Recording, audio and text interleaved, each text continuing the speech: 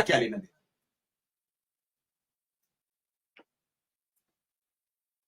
एक बार भी पीड़ा नहीं उभरी। इतना रोना गाना अक्टूबर से लेके अब तक। बेसिक शिक्षा मंत्री से बात करो तो वो कहते हैं माननीय मुख्यमंत्री जी के पास मैं 3 बार बात कर चुका, 4 बार बात कर चुका, अब वही करेंगे। अपर प्रमुख सचिव से बात करो, अपर मुख्यमंत्री जी के पास पूरी फाइल पहुंचा दी, सब व्यवस्थाएं पहुंचा दी है, सब कुछ पहुंचा। वापसी नहीं आती, वापसी नहीं आती। कब आएगी? 1.5 लाख शिक्षकों के पद कम हो जाएंगे। ये एक के लिए दंश नहीं होगा, पूरे प्रदेश के लिए दंश होगा। आप ही के बच्चे नौकरी करेंगे, आप ही के बच्चे कामयाब होते हैं।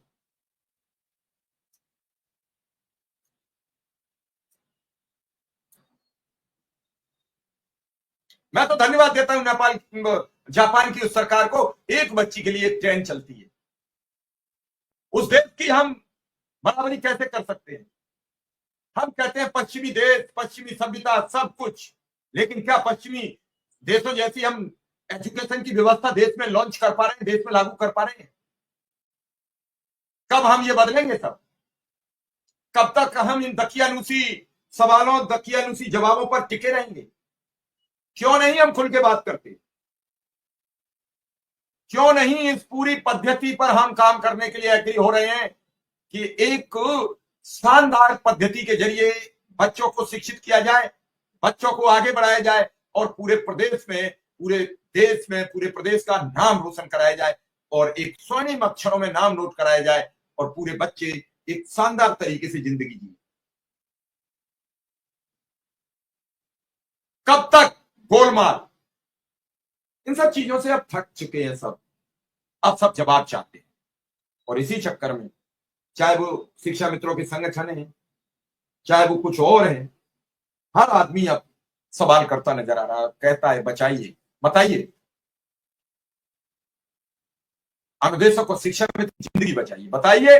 अनुदेशक को शिक्षा मित्र की जिंदगी बचाइए।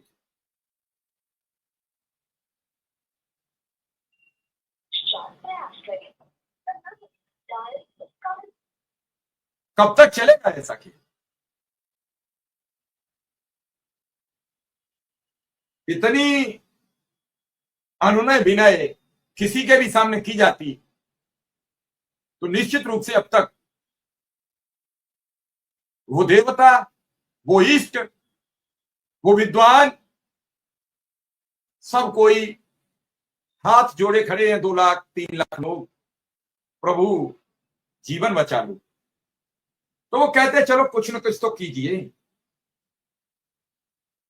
साईं इतना दीजिए जामे कुटुंब समाए,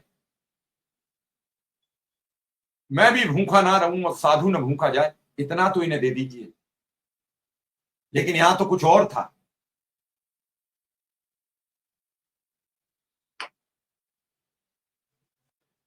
हमने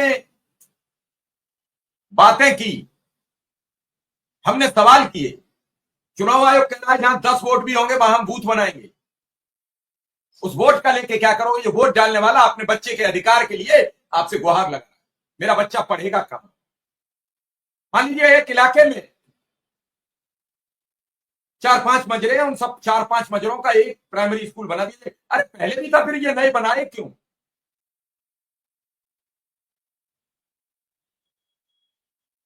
बनाए क्यों? क्यों नहीं इन पर बातचीत होती?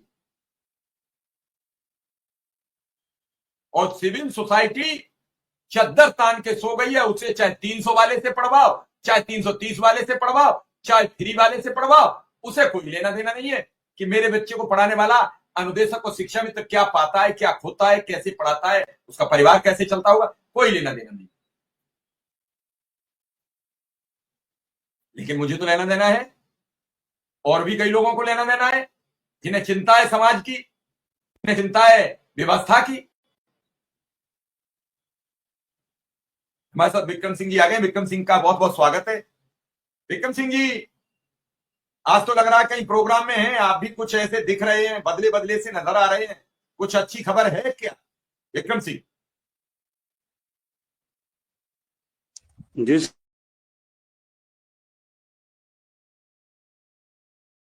जी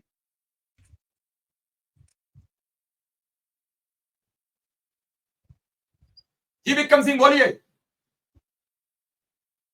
जी सर बताइए। मैंने कहा क्या कुछ अच्छी खबर है, कुछ जानकारी, कुछ लखनऊ से खबर, क्या है हालचाल? न- इधर अभी बातचीत नहीं कोई हुई है लखनऊ, क्योंकि अभी तो सोम मंगल को लखनऊ से लौटे ही हम लोग। इधर अभी कोई बातचीत नहीं हुई है, अब अगले हफ्ते से फिर लगेंगे, बात करेंगे। विक्रम सिंह अब सब लोग परेशान हैं तो कुछ करिए, कुछ हाथ पांव और न करिए। आपकी मेहनत रंग लाई, जहां आप चले थे वहां से कुछ कदम आगे निकले। लोगों ने कई तरीके के सवाल किए।